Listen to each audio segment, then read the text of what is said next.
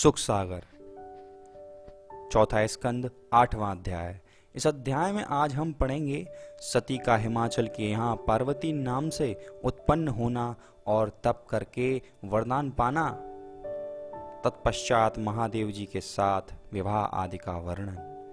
लेकिन उससे पहले अगर आप चैनल पर नए हैं तो चैनल को जरूर सब्सक्राइब करें और नोटिफिकेशन बेल दबाने के बाद ऑल पर क्लिक करें ताकि आने वाले हर अध्याय को आप सुन सकें।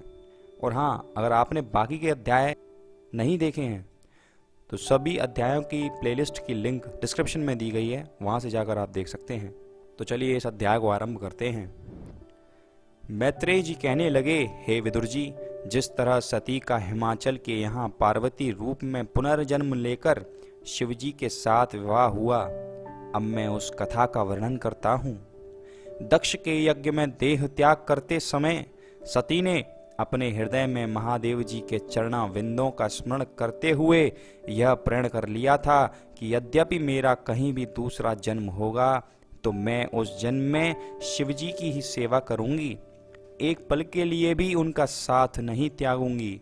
वह देह छोड़ने के बाद उन्होंने पर्वतराज हिमवान के यहाँ पार्वती नाम से जन्म लिया।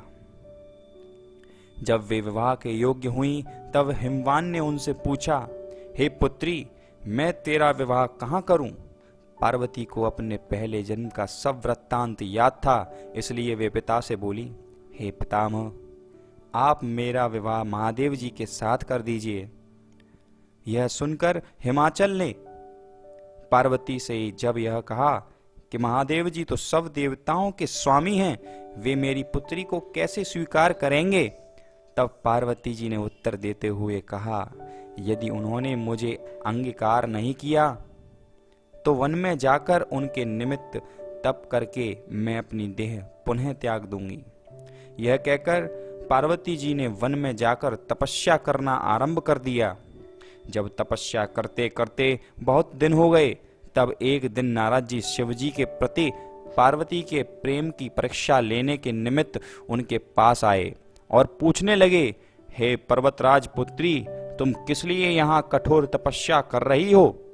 पार्वती जी ने नारद जी को भगवत भक्त समझकर प्रणाम करते हुए कहा, मैंने श्री महादेव जी के साथ विवाह करने के लिए यह तप प्रारंभ किया है। पार्वती जी की बात जानकर नारद जी बोले, हे पार्वती, तुम बड़ी पागल एवं मूर्ख हो। शिवजी तो सदैव अपनी देह में भस्म रमाए और सर्प भिक्षुओं को लपेटे गले में मुंड माला धारण किए भूत प्रेतों के साथ रहते हैं, फिर भला तुम क्यों उनसे विवाह करना चाहती हो? देवर्षि के ऐसे वचन सुनकर पार्वती जी ने उत्तर दिया, हे महामुने, चाहे वे समस्त अवगुणों की खान क्यों ना हो, परंतु मेरा मन उन्हीं से प्रसन्न है। देवर्षि ने पुनः समझाते हुए कहा, हे पार्वती, तुम इंद्र, कुबेर, वरुण आदि सुंदर देवताओं एवं गंधर्वों से अपना विवाह क्यों न कर लो? इस पर पार्वती जी ने मुस्कुराते हुए कहा, हे मुनिवर, मन एक है, दो चार नहीं, अतः मेरा मन महादेव जी के चरणाविंदों में ही लगा हुआ है, वह वहां से हटकर अन्यत्र नहीं जा सकता। वह मेरे मन की अभिलाषा को पूर्ण करेंगे। नारद जी पार्वती जी के ऐसे दृढ़ निश्चय को देखकर बहुत प्रसन्न हुए और उन्हें अपना आशीष देकर कहा, हे पुत्री, तुम्हें शिवजी अवश्य मिलेंगे। इतनी बात कहकर नारद जी शिवजी के पास चले गए और उन्होंने पार्वती जी की मनोइच्छा तथा स्नेह का सब हाल सुना दिया। जब महादेव जी ने यह समाचार सुना कि सती हिमाचल के यहाँ पार्वती नाम से जन्म लेकर मेरे साथ विवाह करने के हेतु तप कर रही हैं, तब शिव जी के मन में भी स्नेह का अंकुर प्रकट हो गया। तत्पश्चात शिव जी ने हिमाचल के पास पहुंचकर कहा, हे पर्वतराज, तुम अपनी कन्या का विवाह मेरे साथ कर दो। महादेव जी के इस प्रस्ताव को हिमाचल ने बड़ी प्रसन्नता पूर्वक स्वीकार कर लिया और पार्वती जी के पास भी यह संदेश भेज दिया। इस समाचार को प्राप्त कर पार्वती जी बहुत प्रसन्न हुई। तत्पश्चात हिमालय पार्वती जी को वन से लिवा लाए और विधिवत उनका विवाह शंकर जी के साथ कर दिया। हिमाचल ने दहेज में बहुत से रत्नादि देकर श्री शिव पार्वती जी को विदा कर दिया।